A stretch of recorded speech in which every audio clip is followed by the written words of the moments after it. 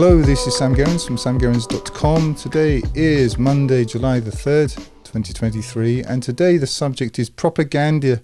Propaganda uses social myths. Now, on a Monday, normally what I do is I go through some of this book, which is called, here we are, can you see it? Propaganda, The Formation of Men's Attitudes by Jacques Ellul. Now, the reason why I'm doing it, there are several reasons why I'm doing this. It's I understand most people are not going to be interested in this, and I take that as axiomatic, but a few people will, and I think they're worth the effort, so that's why I do it. But to back up, if you don't know me, you don't know anything about me, what I did for 10 years was essentially unpick the Quran on the basis of what it actually says in order to demonstrate that what the religion which claims the Quran as its foundational scripture, that it can actually demonstrate that not everything, but quite a lot of the things that it assumes, especially its presentation of a particular religion, simply not found there. It's a fact, and I've proven that. I've proven quite a lot of other things as well, but that's one of those things. If you're interested in that work, if you go to samgerrans.com, look at books, it'll take you to that. You can get to it. You can access all of it free. I'm not here to sell you books. I really don't care about that. But all that to say, the reason why I work through this book is because it means that I can discuss these ideas without it just being my opinion. I do share a lot of opinions with Jacques Ellul. I don't agree with absolutely everything, but it's an excellent textbook on propaganda, on lies. You see, that's what this is really about. And, whether you're talking about, in fact, I think there's a direct correlation between the way religions work and what we've got in the West now, which is essentially a religion. Democracy is a religion, wokeism is a religion, this compassion thing they've got going is a religion. It's all a religion. Progress is a religion. And, there are other religions too. My own view is that I do believe in God. I do believe in the last day. I do believe that God has revealed scriptures, but I think he requires us to use our minds. And at the point at which you stop using your mind, well, that's the point at which you become basically an instrument in somebody else's hands. And I'm not going to do that. I may be wrong on some things. I accept that. But it's me. I'm wrong. It's not that I'm just, parroting some view that somebody else gave me. Now, again, why am I going through this particular book? As I say, I'm going through this book because you can go out and buy this book. I don't have to write this book, but it is written in a very terse, somewhat academic, let's just call it what it is, boring way.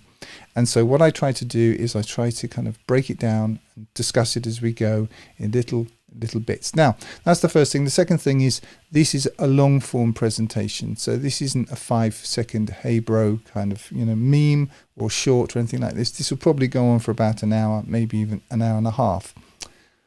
Some part of this will be on YouTube and Rumble, Substack. The rest of it will be on my did I say Substack?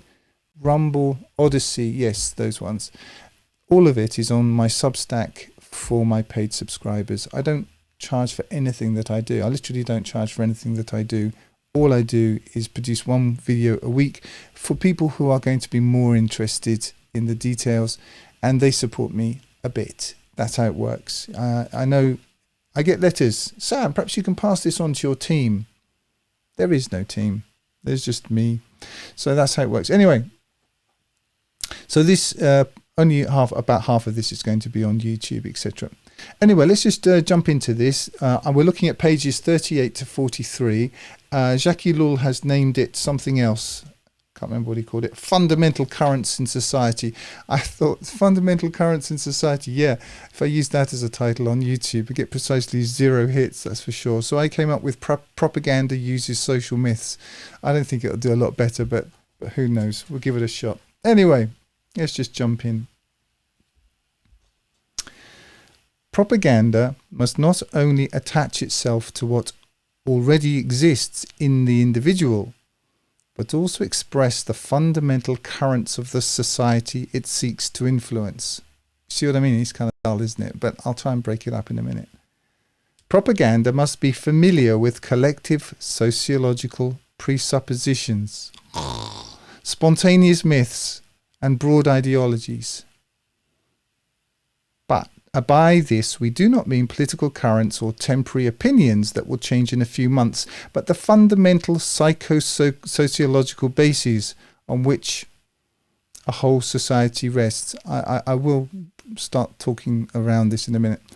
The presuppositions and myths, not just of individuals or of particular groups, but those shared by all individuals in a society, including men of opposite political inclinations and class loyalties. Right, we managed to struggle through the first paragraph. Now, the thing is with Ellul, he was writing in 1964 and 65, and he was really addressing himself to other men like himself, social scientists, political scientists, men like that.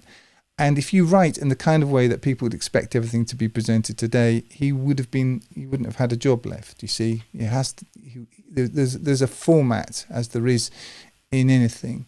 If you're a developer, there's a way of writing. Okay, if you go to read technical jargon, technical helps on, say, Google. I'm not just talking about how to set up your YouTube account. I mean how to do something really technical. It's written in this very dry language, but it kind of has to be.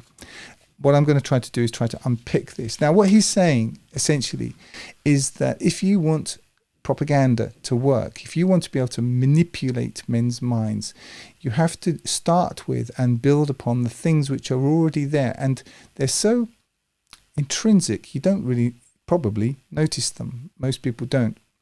It's a bit like if you think of a goldfish in a goldfish bowl. The goldfish, typically, unless it's a very clever goldfish, doesn't recognize the water that it's in. It just accepts it. Okay, that you have, I have, we all have certain archetypes, certain images, certain perceptions about ourselves and our countries that we don't notice. You do notice them if you go and live in a foreign country. They become more apparent to you. Your Englishness, as it were, becomes more apparent if you go and live somewhere else. And likewise, if you're French or German or Dutch or whatever.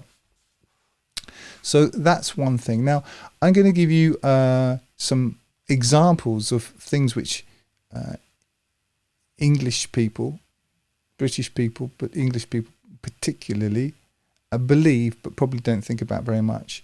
Firstly, we have this inbuilt support for the underdog. We just assume that the underdog should win. Why should the underdog win? Where does that come from? But everybody believes it, pretty much, and it's associated with this idea of fair play. Why is it fair play if the underdog wins? That's not fair play. But we want it, we expect it. And what I'm trying to say is I'm not criticizing these or even critiquing them. I'm just saying that if you want to build an ideology, if you want to build a philosophy, if you want to build a propaganda, you've got to build use the building blocks that already exist. Another one is the kind of keep calm and carry on idea. I mean, I'm talking about the England I grew up in now. I don't know what kind of United Colours of Benetton Tosh it's like now, but this is what I grew up in, and you have it to a certain extent if you're English over a certain age anyway. I'll give you some American, because I noticed this in America. And America, I was there maybe 4 or 5 years ago for 5 weeks. It was quite intoxicating in some ways. I mean, obviously they're so materialistic.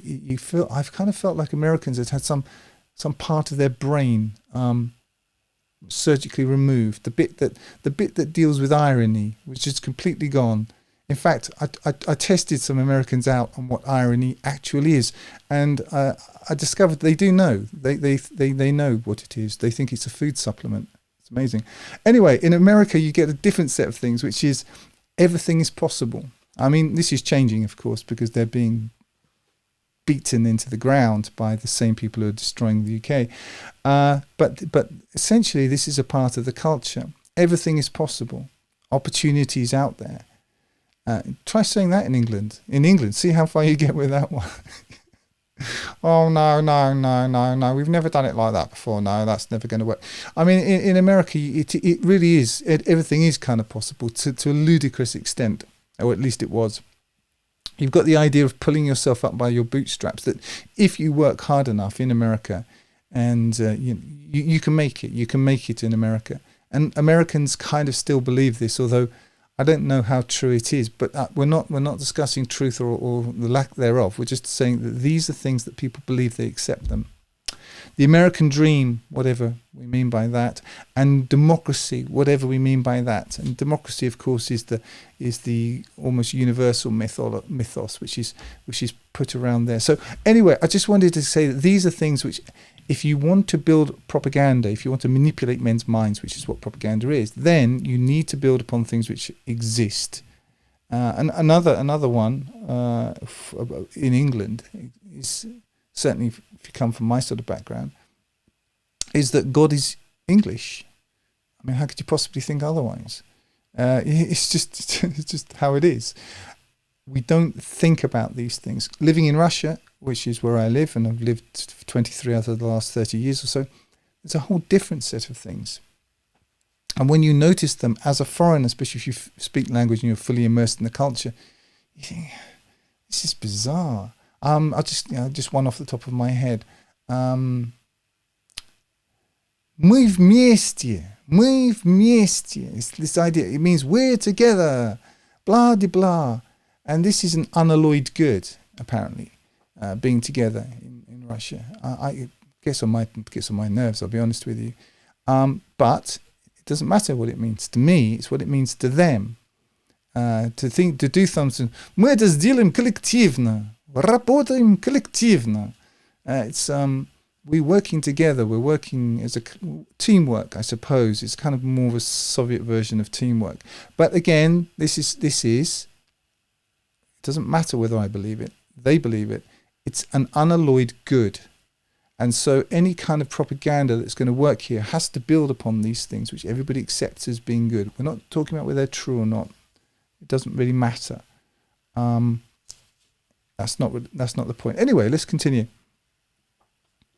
A propaganda pitting itself against this fundamental and accepted structure would have no chance of success. Rather, all effective propaganda is based on these fundamental currents and expresses them. Only if it rests on the proper collective beliefs will it be understood and accepted. And those 2 points he writes in a very, very terse way. And if you read it, the words just sort of glance off you. Will it be understood and accepted? You have to use these building blocks. And I'll get into how Western cultures are manipulated, what I call weaponized compassion, and later on in this. But if you used the wrong building blocks, people wouldn't understand it. Not because they're stupid. I mean, they may be stupid, but that's not the reason. Stupid people can understand all of this, and that's because everybody knows it. It's what we would call the culture, and you use that to manipulate. That's how religions work. It's how what I call brand Islam works. It's how Christianity works, various forms of it. I'm not saying that they're without merit. I'm saying that's how they manipulate the people who are adherents to the religions, how it works. This isn't just another religion. That's all. Anyway, to continue. It is part of a complex of civilization consisting of material elements, beliefs, ideas, and institutions, and it cannot be separated from them. No propaganda could succeed by going against these structural elements of society. I'll just read that again. No propaganda could succeed by going against these structural elements of society. But propaganda's main task clearly is the psychological reflection of these structures. I did warn you, it is kind of boring, isn't it? But I'll do my best to sort of expound on it a little bit. So, propaganda's main task clearly is the psychological reflection of these structures. So its task is to use these and to reflect them outward. And then people understand these like dancing around a maypole. They know what to do. And you can guide them, the herd, in the direction that clever men want. And these clever men work for moneyed interests, okay? That's how it works. Just so you know, they despise you completely. And you can't really blame them. Let's be honest about it. I mean, if you look at it from their point of view, they tell you to wear a face nappy, and then they tell you to clap your hands, then they tell you to roll up your sleeves, and you do all these things. Most people do. Of course they despise you. How could you not? Anyway, I'm going to discuss what I know, because I'm white. I'm a white man. I come from England, so I'm going to just kind of explain some part of how indoctrinated it's been possible to make those societies based on what he calls presuppositions. Okay, so this is me now. White societies have an innate sense of their own superiority, and they do. Although they deny that, and I'm really talking about the people who've become the libtards, and they deny that in order to virtue signal that very superiority, okay? Which is why they were easily convinced to commit what is essentially racial suicide. That's what's happening across America, it's what's happening across Europe. There's no question that it's happening. It's just a maths question. It's not a question of opinion. And it's especially true, I've seen, of the middle classes. And this has happened by means of mass immigration. Now, I'm not inveighing for or against mass immigration. If you want to know my opinion, I think we're at the end of the world. I think we're 2 seconds away from apocalypse. I can care less. What is important is truth and lies. Because whilst they can kill the body, if you believe a lie, that can take you to hell. Okay, so the ability to distinguish between truth and non-truth is almost more important than prepping and all the rest of it. And the reason why it was possible to manipulate the people from the kind of background that I come from into committing essentially suicide, which is what they've done, is because they secretly believed, they don't express it, but they do secretly believe it, that nothing could possibly be better for non-whites than to live amongst them. They'll never tell you that, but they all subconsciously believe it. And it is a form of, I have a recent video about Muslims and people being disappointed because Muslims weren't as grateful as they were supposed to be coming into white countries. They believe this. I'm not asking you to, for it or against it. It's nothing to do with that. I'm saying they believe it. They accept it. It's almost axiomatic. And actually, it's the same sort of mentality that could be used it's a form of colonialism, but you have to get away from it, stand outside it to recognize it for what it actually is. Now, of course, immigrants from different countries have entirely different programming. They've got entirely different sets of, their own archetypes, their own assumptions, all of their stuff, their own, what you might call, programming buttons about which the whites, these white DD sort of people, know absolutely nothing. And what's more important, they don't want to know anything about it. So that's one kind of background. Now compare this to the Zionist state. Jews have a tradition, a cultural imprint of seeing themselves as under attack. This is me talking now. I mean, I'm not talking about facts. I'm not, you can point to all kinds of events in the world where no one has got a monopoly on genocide, and most cultures that exist today have committed it somewhere, and they're no exception. I mean, if you look at what happened in Russia in the last century, it was a Jewish coup. That's what it was, and was discussed as one at that time, and millions and millions and millions of people died in it. Okay, so the idea of whether it's true, it's not true. This isn't important. What's important is how one sees oneself. Okay? I mean, going back to the white thing, whether whites are superior, not superior, this, that, and the other, it doesn't matter. It's how they actually see themselves.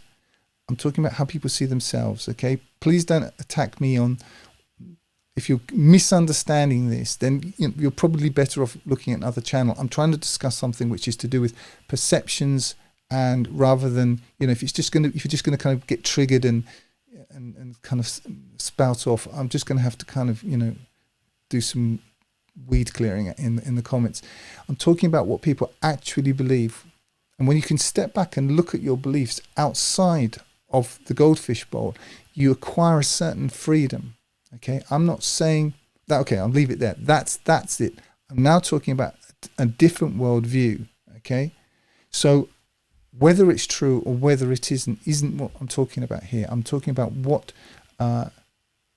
Jewish people believe, and it's to do with belief, and they believe it. They do believe it. They're not lying. They have a tradition, a cultural imprint of seeing themselves as under attack. True or not true, doesn't matter. Therefore, the type of weaponization of compassion, which is easily foisted upon people of European descent, would never work amongst Jews. Just wouldn't work. They literally wouldn't understand it. They'd be bemused. They kind of think, what on earth are you doing? You see. In fact, what you see is while Jewish members of other countries are proactively promoting integration amongst white societies, they're efficiently and effectively ethnocentric among themselves, practicing either internally segregation or, more generally, if you go into the Zionist state, apartheid. It's important to understand that just as your or my feelings might be sincere for us, I have to assume that their feelings are sincere for them because of the shared cultural values. And this is why Jews suffer from propaganda just as much as everybody else. There's a whole different set of propaganda for them too, but it has to key in to the shared ideas, okay, in order for it to be effective. If you were to key into compassion, what you have for white Europeans, which is basically kneeling down with open arms and letting a horde stamp over you, steamroll you into the tarmac. If it works on white Europeans because of their pre-existing, non-questioned archetypes and myths, if you were to present that similar sort of propaganda, which is what it is, to Jews, they wouldn't understand it. Okay, it's a bit like if you were to go back to 1930 and play Jimi Hendrix, Voodoo Child, they wouldn't get it. Somebody in 1980, let's say, love it, but in 1930 they wouldn't have the register. They wouldn't have anything to compare it to. It wouldn't work. This is the point I'm trying to make about propaganda. I hope I've succeeded in getting that across.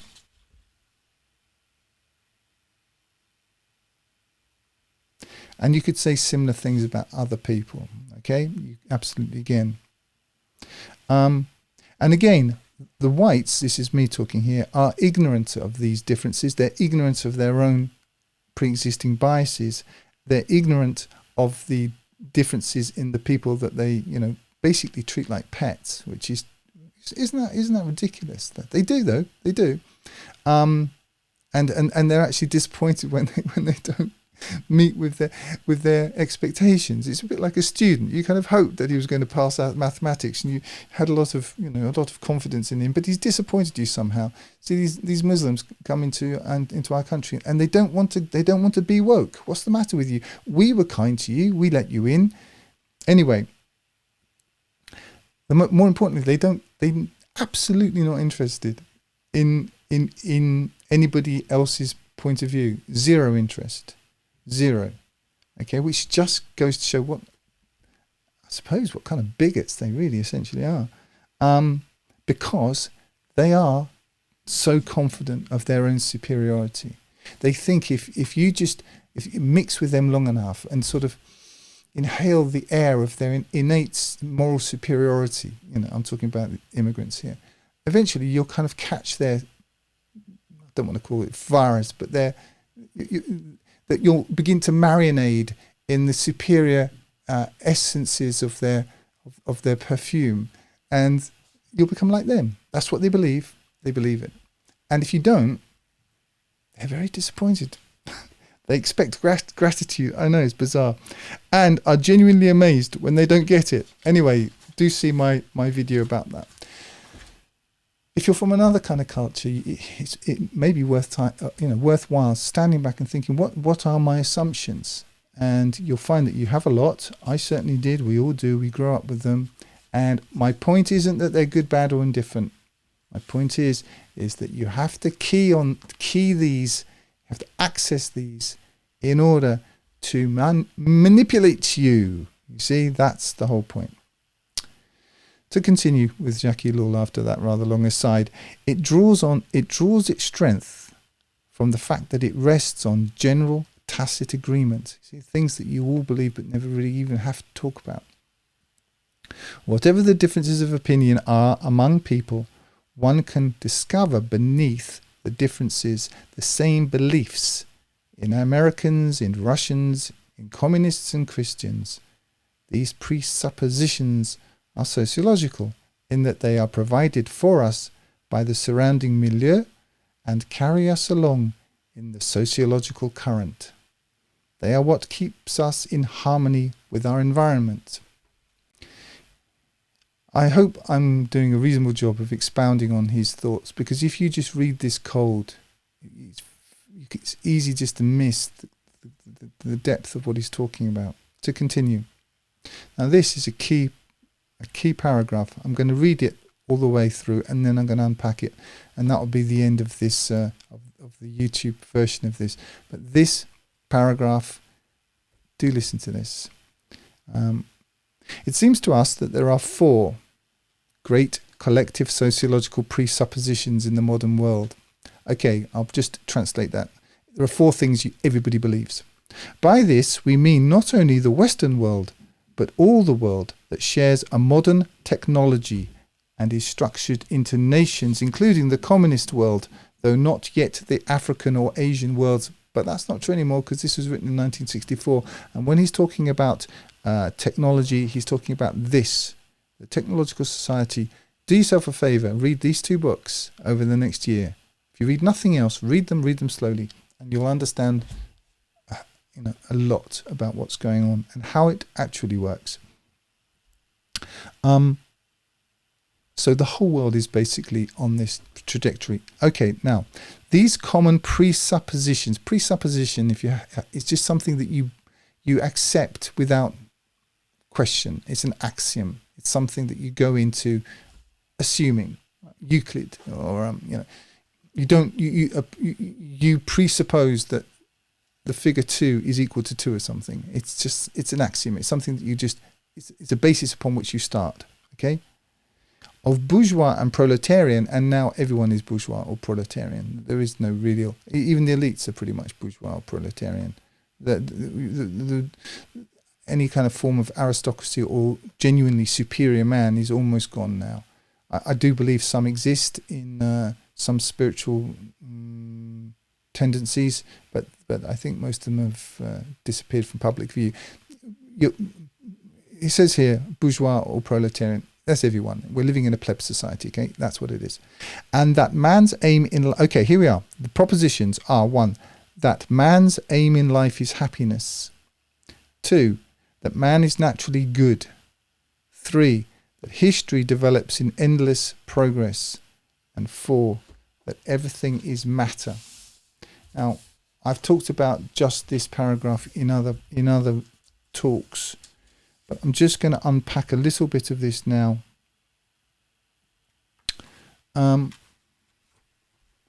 Man's aim in life is happiness. Everyone who is part of a society which is based upon technique believes this. I'll get into it later in my talk about the fact that there is no difference between the New World Order and the fair world order, because they believe exactly the same things. Everything that I'm going to talk about now, they believe. The differences between, the World Economic Forum and Klaus Schwab on the one hand, and the United BRICS countries and the Shanghai Cooperation Agreement, etc. on the other hand, the differences between these two are not even as great as the differences between Shiism and Sunnism in Islam. As I've said before, they're about as great as the difference between Opus Dei and the Jesuits, perhaps. Perhaps not even as great as that, within one religion, within Catholicism. So they all hold to this. So the first one is that man's aim in life is happiness. This is in everything, in all the propaganda. Try arguing against this next time. If you're a member of the chattering classes, next time you go into, you're sharing a Beaujolais with your friends and sort of swishing around a few ideas in the living room, discussing how much your house is worth. Try asserting this. Say, I don't think that happiness is the actual aim of life. See how far you get without being completely shot down. And why wouldn't you be shot down? Why? What would their motivation be for accepting this? Because solipsism is basically, it describes modern society. Most men did not believe this. For 6,000 years, men did not genuinely believe this. In most societies, certainly in monotheistic religions, the purpose of life was to fear God and keep his commandments, for this is the whole duty of man, which is how Ecclesiastes concludes. That was accepted as axiomatic. Not now, not since the Enlightenment. These presuppositions are then broken down into slogans that even the torpid and stupid can grasp. And so that would be, basically, I don't know, it's my life, there you are, or just do it, or whatever it is. And entitlement, if you think of the whole entitlement philosophy, this is things which are burning down buildings in America and Black Lives Matter and all the rest of it. Entitlement. You deserve it. You deserve it. You deserve to be happy. And so I can come along and take your stuff away. I keep recommending it. Read Atlas Shrugged by Ayn Rand and see it. If you read it as a metaphor for wokeness and what's going on now, you'll see a lot. Anyway, people believe it. Our forefathers did not believe it. This is a new thing, and this is intrinsic to every society which is based on technique. Now, technique, very, very briefly, technique is not quite the same thing as technology, although technology is a feature of technique. What technique is essentially is it's a crass pragmatism, where nothing which your forefathers believed, and not even you, and not your children, and not your culture, and not your history, nothing, doesn't matter where you're from, what colour you are, what religion you've been, doesn't matter, all of that. You can keep a sort of window dressing, you can wear a brooch or a badge, or what the Americans call a button, but it can't impact your life, no, because you have to follow this, and people do. This is the actual religion. And as I say, countries which don't embrace this will be destroyed by those which do. And those which do will be destroyed by it itself. It's a no-win situation. But anyway, this is the first tenet of this belief, which everyone believes. And again, if you want to manipulate people, which is propaganda's job, then you have to work with this common mythos. So the first one is man's aim in life is happiness, which I suppose YOLO kind of really sums it up. Next, man is naturally good. Think about it. This is implicit in humanism, in democracy, which I don't believe for a second. Not only do I think it doesn't work, I think it's an idiotic idea. But anyway, it's a very powerful myth. It's essentially flattering. If you flatter fools and tell them that their opinion is worth something, of course they're going to like it. They don't think so far as to understand that how they don't have an opinion. They've never been able to form one because they can't think and because they're indoctrinated out of their mind. So why would the fact that like a trained seal, they're putting an X in a box somewhere, why would that make a difference? The whole thing is ludicrous. But anyway, the idea is that man is naturally good for some reason. Again, go back to 6,000 years of history. I'm not here to kind of sell you the original sin Catholic Church position, but you know that man isn't naturally good. Not naturally. If you've had any children, you can see that's not true. Children are horrible. Naturally. They lie, they steal, they shift the blame onto other people. They're nasty little creatures, naturally. But apparently, we're supposed to believe that everybody's wonderful and great. and try arguing against it. Man is naturally good. And this is where this is attached to the idea of your entitlement to things, because you're entitled to it. Not because you did anything, not because you had to strive for anything, not because you actually had to work for something, not you had to overcome any kind of boundaries, any kind of difficulties. No, you just deserve it, sitting there eating Pringles, watching a plasma screen. So man is naturally good. As again, that's not what men believed for 6,000 years. They did not. What was it Paul says? I was conceived in sin, shapen in iniquity. I don't know whether you can agree with everything that Paul says, but he expresses an opinion that would have been pretty popular at the time. But my point is, all propaganda has to basically leverage this idea. But sometimes, in order to accentuate your goodness, you have to have some really evil person to point to. Adolf Hitler's really evil. And Adolf Hitler being, I'm not saying Adolf Hitler wasn't evil or was evil. I'm just saying that Adolf Hitler being really, let's say, really evil, these kind of bogeymen, it not only, it sets up a kind of dichotomy in which, you're in the white and fluffy camp. Now you've got Putin sticking it to Putin. Putin's evil. Apparently, as I've noticed in the Western propaganda, only really evil people would even consider resisting you in any way. Because if they were good, if they were good people, they would just let you roll right over them. You see, it's but I'm not arguing against the outcomes of this propaganda. It's just interesting how it works. Anyway, to me, anyway. So number 3, history develops in endless progress. Now, the idea of progress is an absolute. It's a foundation of, well, a lot of atheism. It's a foundation of, I suppose, this kind of neo-colonialism, which is what's called globalism. The idea that this is really essentially a Marxist idea. Anyway, you have to believe in it. And if you don't believe in it, I'll show you my iPhone. Actually, I don't have an iPhone, but you know what I mean. I don't know what the latest one is. Is it a 10 or 11? Who knows? Who cares? But and compare it to the first one. You see, progress. How can you possibly disagree with it? It exists. You've got a Tesla car now. But the problem with progress is that it creates as many problems as it seems to solve. And the idea in progress is that by kicking the can down the road, eventually we're going to come up with something new which is going to solve the problem which was created by progress. That's the theology of it, and you have to believe this. You have to. It's required. And I don't care whether you call yourself a Muslim or a Christian or a Jew or a Hindu or whatever.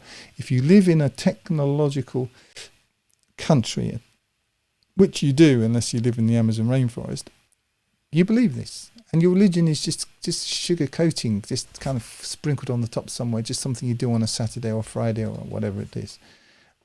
You believe this. And I'm not being disparaging. I'm just saying that this is the actual world religion. And I'm pointing it out. And if you haven't heard this before, you probably never noticed it before, because it's embedded. And this is why it's so effective. So history develops in endless progress, apparently. Okay, and the last one is everything is matter. It's essentially a mechanistic idea of the universe, where rather than God created everything, everything came into being from nothing. There's a chap called Lawrence Krauss who has the unenviable task of explaining to you, because you're too stupid to understand it otherwise, that everything comes from nothing. He sits there with a straight face, and this is his shtick. That's what he says. And if you don't believe him, you're just a moron, and you don't get to wear the kind of lecturer jackets that he gets to wear. You see, if you were really intelligent, you'd know how to stroke your beard in the right way, and use words like doppelganger and things like that. Anyway, that's how it works. Everything is matter. You have to believe this, and intrinsic to this is, I'll give you an example, transhumanism. The idea is that the human soul will submit to a technical solution. That's this assumption. In fact, you've kind of got all four of these are expressed of these. Man's aim in life is happiness. Man is naturally good. History develops in endless progress, and everything is matter.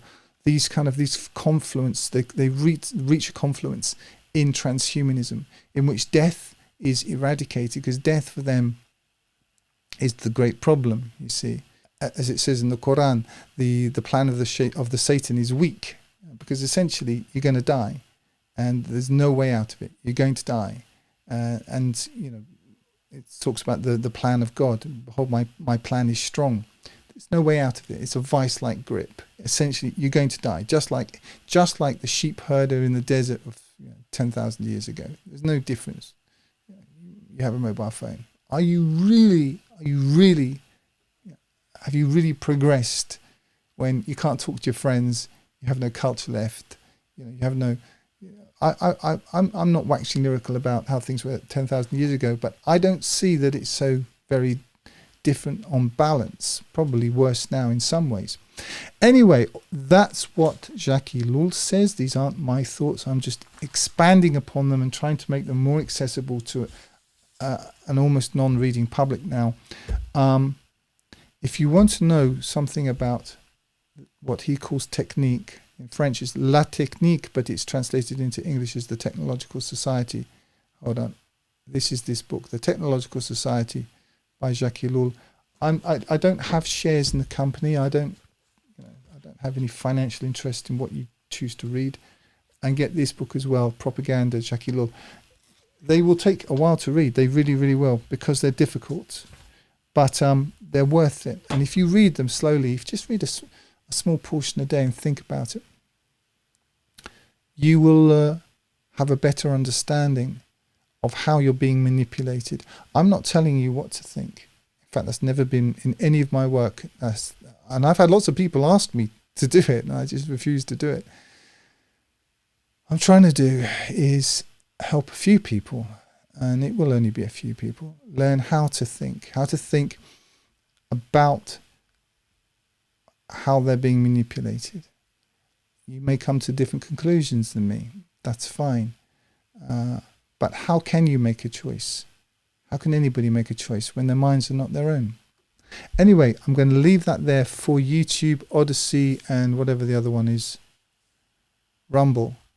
If you want to watch the other half of this, then you'll have to subscribe to my Substack. As I say, this is the only thing that I do ask for once a week, is this. And when I go away, which I will at some point, I understand there's a limit on what I can do here. I'm just going to open up all of that stuff anyway on Substacks, and so that anybody can watch it. I'm not in this for money. I really don't care, but I do have to somehow offset, the time overhead of it all, given reality. Anyway, I'm going to draw that bit to a close, and we'll just continue the other side on Substack. Details of where I upload to, how you can join my Substack and Telegram channel, support my work, and download my books free. And I do recommend that you do download them and have a look at them, even if you're not interested primarily in the Quran and so on. This isn't about the religion known as Islam, or what I call brand Islam. It's a completely different presentation. You can get all of it for free. And if you are interested in realpolitik and how to overthrow the evil that's going on in the world right now, my book, The God Protocol, will explain to you what the Quranic method of this is and how that has already been executed on. There's nothing left to do. You don't worry, you won't actually have to do anything. It's all been done. But you may be interested to see how that mechanism works. Anyway, all of that is in the description. Thanks for listening, and bye for now.